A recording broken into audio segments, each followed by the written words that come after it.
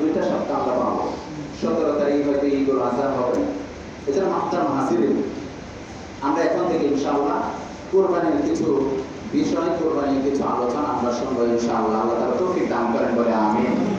তো মাহতার হাসিরে প্রথমে আসি, কোরবানির জিনিসটা কি? আরবিতে বলা হয় উযহিয়া। আরবিতে কি বলে? উযহিয়া মানে কুরবানি। তো এই উযহিয়া আল্লাহ তাআলা আমাদেরকে দিয়েছেন। এই উযহিয়া মানে হচ্ছে কুরবানি শব্দের অর্থ হলো নিকটবর্তী হওয়া। উরবুন শব্দ থেকে আরবি শব্দ অর্থ হচ্ছে কি? নিকটবর্তী হওয়া। আর পরিভাষায় কুরবানি বলা হয়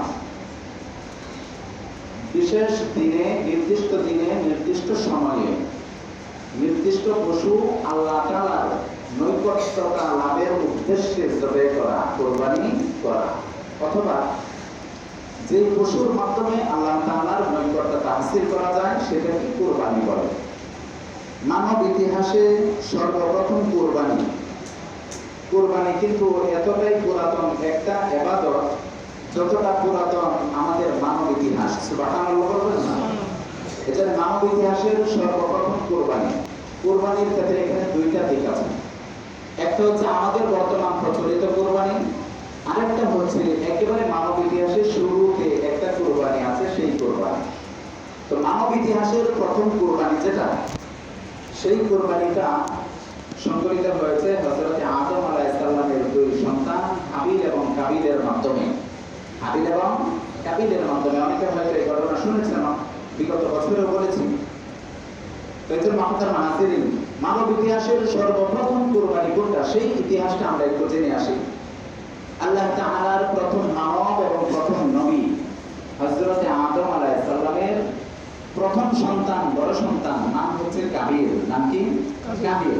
তখন সৃষ্টিটা ছিল এরকম যে জমজ বাচ্চা হইল। কি বাচ্চা? জমজ, একজন ছেলে একজন মেয়ে। যেহেতু তখন আদম আলাইহিস সালাম এবং হাওয়া আলাইহিস সালাম এই 2 ফ্যামিলি ছাড়া, মানে এই 2 স্বামী স্ত্রী ছাড়া অন্য কোনো ফ্যামিলি ছিল না। এই জন্য আল্লাহ তাআলা একটা সৃষ্টি করে দিয়েছেন, 2 জন করে বাচ্চা হইতো জমজ, একটি ছেলে একটি মেয়ে।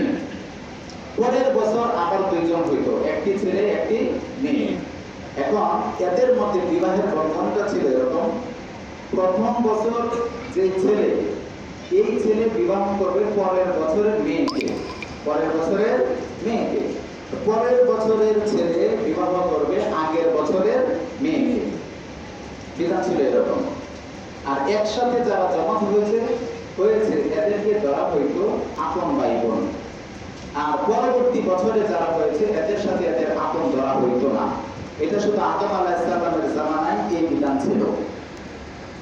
তো ঘটনাক্রমে দেখা গেছে প্রথম বছর কাবিলের সাথে যে মেয়ে জন্মগ্রহণ করেছে সেই মেয়েটি ছিল পরম সুন্দরী নারী, খুব সুন্দরী মেয়ে। দ্বিতীয় বছর হাবিলের সাথে যে মেয়ে জন্মগ্রহণ করেছে সেই মেয়ে হচ্ছে কুৎসিত, মানে তেমন সুন্দর না, কালো। এখন বলেন তো, ওই যে কাবিল যে প্রথম বছরের ছেলে, এই ছেলে বিবাহ করতে হবে নিয়ম অনুযায়ী দ্বিতীয় বছরের মেয়েকে। এখন দ্বিতীয় বছরের মেয়ে সুন্দরী না কুৎসিত, কালো। এখন কাবিল বলে না, এটা তো হবে না, আমি সুন্দরী ছাড়া বিয়ে করবো না।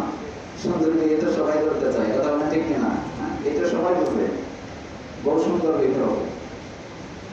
তো কাবিল বলে আমি সুন্দর ছাড়া বিয়ে করবো না। এখন নিয়ম তো হচ্ছে নিজের সাথে যে বোনের জন্ম, এটা